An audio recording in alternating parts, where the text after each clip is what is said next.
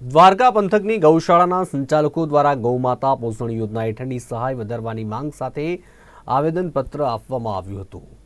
આ મામલે દ્વારકાની 14 જેટલી ગૌશાળાના સંચાલકો દ્વારા મામલતદાર તથા પ્રાંત અધિકારીને આવેદનપત્ર સાથે રજૂઆત કરવામાં આવી। ગૌવંશ દીઠ સહાય માત્ર 30 રૂપિયા આપવામાં આવે છે, તેમાં વધારો કરી 100 કરવામાં આવે તેવી માંગ સાથે આવેદનપત્ર આપવામાં આવ્યું।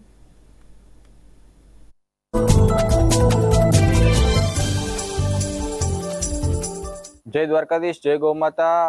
देवभूमि द्वारका जिल्लाની બધી જ ગૌશાળાના સંચાલકો આશરે 14 થી 15 ગૌશાળા સંચાલકોએ મામલતદાર કચેરી તથા પ્રાંત અધિકારી જે એસડીએમ હોય છે તેમને આપણે આવેદન આપેલું છે।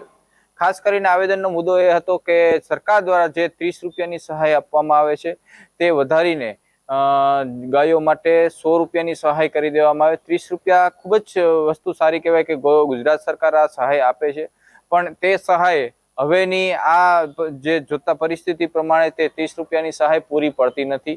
એટલે અમારી ગુજરાત સરકારને એવી અમે નમ્ર વિનંતી કરીએ છીએ દરેક સંચાલકો, અને એકદમ નોર્મલી રીતે સહાય એમ કહે છે કે ભાઈ તે 100 રૂપિયાની સહાય કરી દેવામાં આવે તો દરેક ગૌ સંચાલકોને ગૌ